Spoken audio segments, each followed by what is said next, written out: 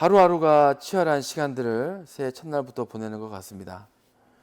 이런 날들 가운데 믿음의 성도들이 할 일은 무엇이겠습니까? 한번 생각해 봐요.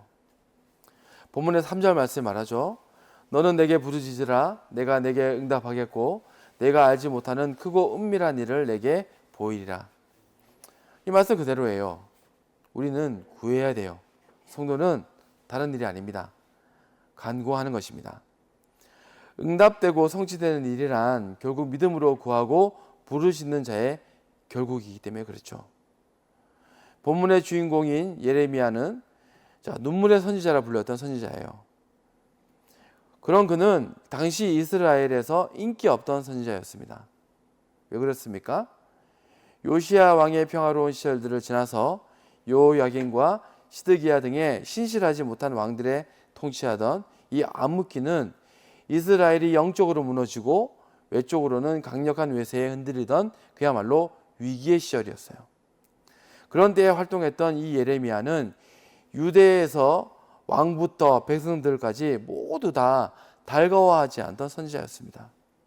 그가 모든 이들에게 불편했던 이유는 무엇보다 숨기거나 주저하지 않고 적나라하게 이스라엘의 마지막에 대하여서 예언했고 경고했기 때문에 그렇습니다.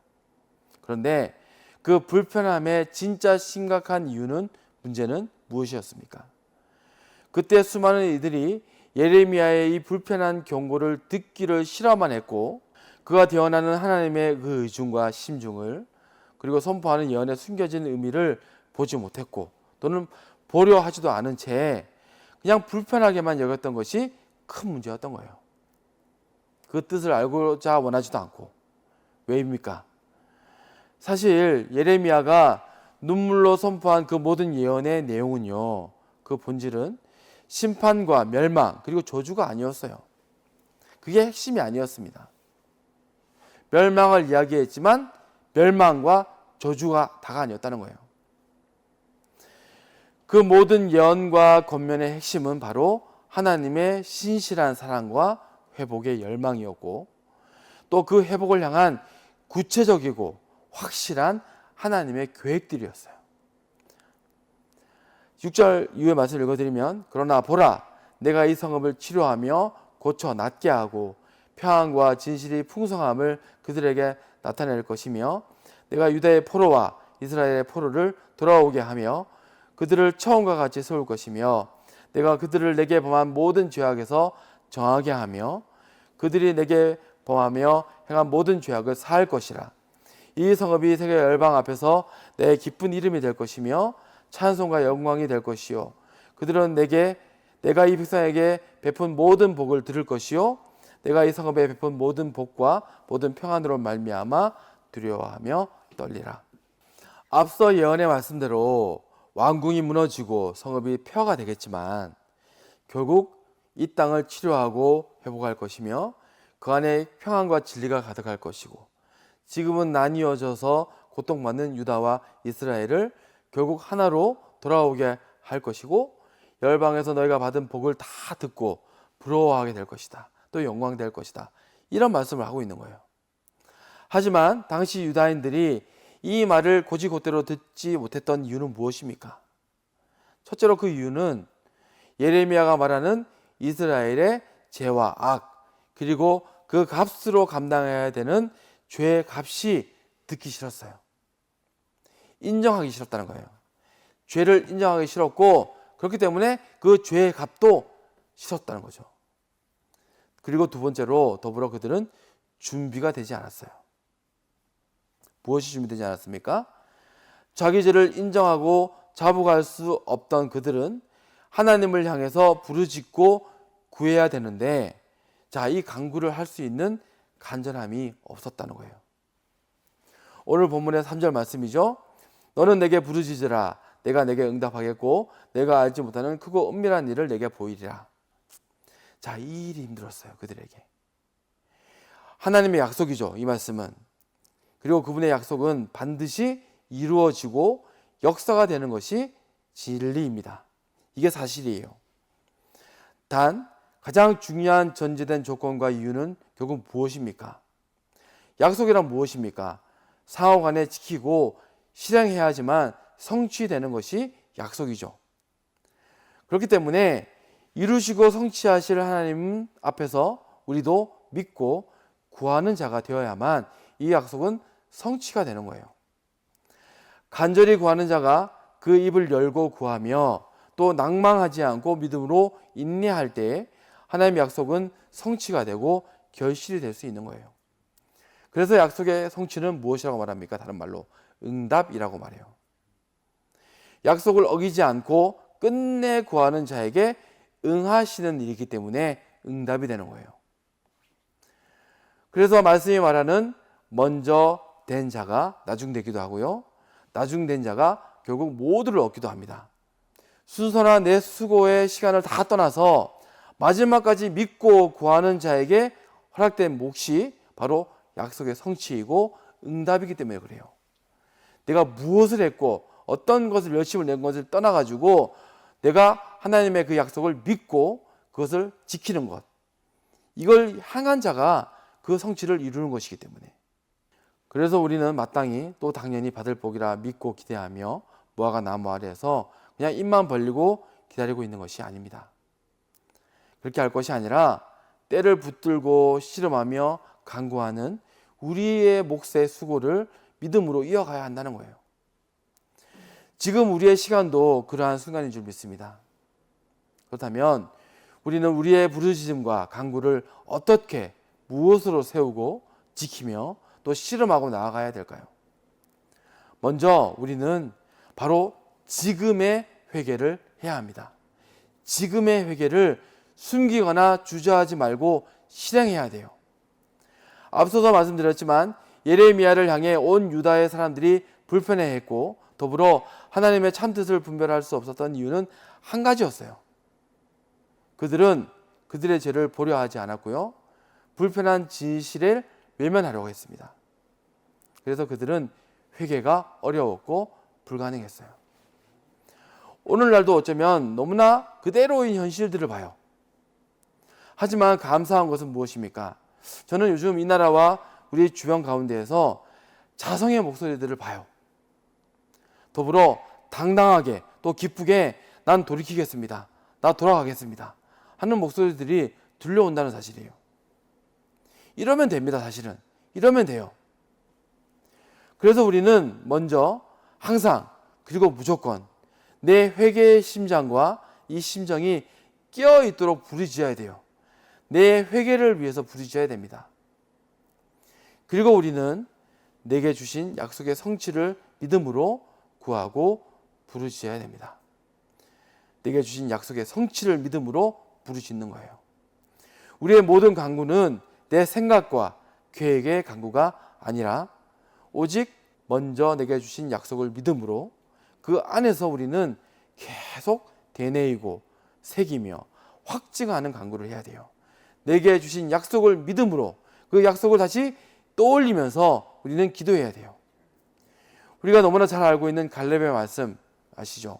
여호수아서 14장 12절 말씀에 그날에 여호와께서 말씀하신 이 산지를 지금 내게 주소서. 당신도 그날에 들으셨거니와 그곳에는 아낙 사람이 있고 성읍들은 크고 견고할지라도 여호와께서 나와 함께 하시면 내가 여호와께서 말씀하신 대로 그들을 쫓아내리이다. 85세의 할아버지인 갈렙은요, 자, 그에게 무려 45년 전에 주셨던 약속을 다 고백하고 있는 거예요. 기억하면서 오직 그 약속을 붙들면서 근거 삼아서 당당히 고백하고 있습니다. 내게 그 산지를 달라고. 아무도 무서워가지고 나아가지 못하는 그 산지를 줘요. 내게 주신 그 산지에 제가 가겠습니다. 왜냐하면 나에게 말씀하셨기 때문에 내가 할 수 있습니다. 선포하고 있는 거예요. 자, 약속을 근거해서 그 말씀을 기억해서 용기 백배하여서 선포하는 거예요. 우리의 기도와 부르짖음이 이와 같다면 하나님도 반드시 역사하신다는 것입니다. 그리고 우리는 끝까지 꿈과 소망으로 내 앞에 새로운 지경을 또 담대히 나아가야 됩니다. 구해야 됩니다. 우리가 새로운 지경 앞에서 담대히 나를 내어 놓을 수 있는 이 걸음, 용기 있는 걸음은 어떻게 내어디딜 수 있을까요? 우리는 우리에게 허락하신 모든 은혜의 시간들을 통해서 영적 성장과 이 믿음의 성장을 이루어가야 이 걸음을 우린 내어디딜 수 있어요. 야곱의 12 아들들 중에서도요, 하나님의 약속의 성취를 이루기 위해서 중요한 도구가 되었던 두 아들이 있습니다. 그게 누구입니까? 바로 유다와 요셉이죠. 온 가족이 위기의 순간에 생존하고 대민족을 이룰 수 있도록 결정적인 그 순간에 도구가 되었던 그 두 사람은요, 중요한 역할을 하게 됩니다. 요셉은 하나님이 허락하신 사랑과 용서로 그의 형제들을 용서하고 품었죠. 하지만 그 사랑과 용서도요, 유다가 자신의 목숨을 걸고 죄를 회개하고 대신 희생하기를 자처했기에 가능한 일이었어요. 요셉 혼자는 불가능했어요. 결국 요셉과 유다의 사랑과 희생이 민족을 살리고 그 가족을 살리게 된 것입니다. 그런데 그런 그들의 사랑과 희생이 어떻게 가능한 일이었을까요? 말씀해 보면 다른 형제들의 이야기는 자세히 나오지 않고 있는데요, 이 유다와 요셉의 이야기만은 구체적으로 적혀 있어요. 어떤 이야기가 구체적으로 적혀 있습니까? 그들의 고생, 역경, 그들의 환난들, 그리고 그들의 연단이죠. 연단. 그들의 연단은 무엇입니까? 연단은 하나님 안에서 그들이 만들어져 가는 거예요. 정금이 되어져 가는 것. 그렇게 그들은요, 그들의 어린 시절에는 할 수 없던 회개와 용서, 사랑과 희생을 그 모든 역경과 은혜의 시간들을 지나서 이룰 수 있게 된 것입니다. 그리고 그 시절들 가운데 그들은 각자의 골방에서 뭘 했습니까? 아파하며 기도했어요. 아파하며 기도했어요. 나를 연단하기 위해서, 욥과 같이. 그들의 기도가 민족을 살리고 하나님의 어떤 놀라운 역사를 이룰 줄은 그들은 몰랐을 것입니다. 어떤 대단한 일을 할 줄 몰랐을 거예요. 그냥 내가 주 안에서 하루를 이겨내고 결국 살아내서 나라도 하나님 앞에서 온전한 믿음으로 서기를, 나라도 정금이 되어지기를, 욥처럼 그냥 기도했을 거예요. 날마다 나를 죽이는 바울의 기도처럼. 다시 말해 요셉과 유다는요, 스스로 의와 지혜만으로 설 수 없던 그 지형에 나아가고 쓰여질 수 있는 영적 성장을 하나님의 은혜로 이루게 된 것입니다. 그래서 그렇게 그들은 주신 약속을 다만 붙들고 구하는 가운데 새로운 지경으로 담대히 나아가게 된 거예요. 사랑과 희생으로 담대히 나아갔죠. 다 내어 걸고. 각자의 종족의 심정이 아니었습니다. 은혜 안에서 새로움을 입은 그들의 마음이 그 일을 할 수 있게 만들었어요. 우리도 우리 앞의 시간과 이 지경들을 바라봅니다. 내가 할 수 있는 일들이 아닌 것 같아요. 아무리 봐도. 내 지혜, 내 방식, 내 묘책을 가지고 했다가는 10중 8구는 우리는 크게 무너지게 될 거예요. 하지만 주님 안에서는 방법이 있습니다. 주님에게는요, 확실한 지혜의 길이 있어요. 하나님도 우리 앞에서 그 역사들을 이루게 될 것입니다. 결코 하나님의 역사는 지금도 다르지 않아요. 그렇다면 이제 우리의 몫입니다. 변화하고 새로우며 또 감사하고 충만해야 되는 거예요. 그리고 우리는 구해야 되는 것입니다. 내가 변화되어져서, 내가 새로워져서, 내가 충만해가지고 내가 혼자서 그 안에서 기쁜 게 아니에요. 우리는 내가 변화되었다면, 내가 충만하다면, 내가 감사하다면 이것으로 구해야 돼요. 부르짖어야 됩니다. 이 나라 민족을 위해서, 또 이 땅에 있는 교회들을 위해서, 하나님의 크신 일을 위해서, 그 나라와 그 일을 위해서 구해야 돼요. 먼저 그 나라와 그 일을 구하면 결국 하나님에게는 모든 방법이 있어요. 모든 지혜가 있습니다. 하나님은 살아계십니다. 그리고 믿는 자에게, 또 구하는 자에게는 살아계신 하나님은 또 반드시 응답하십니다. 살아계시기 때문에 응답하실 수밖에 없어요. 3절 말씀, 너는 내게 부르짖으라. 내가 내게 응답하겠고 내가 알지 못하는 크고 은밀한 일을 내게 보이리라. 25년 한 해는 우리는 이렇게 부르짖고 간구하다가 그 결국을 볼 수 있는, 그 결실을 볼 수 있는 한 해가 되기를 바라면서 말씀 마치도록 하겠습니다.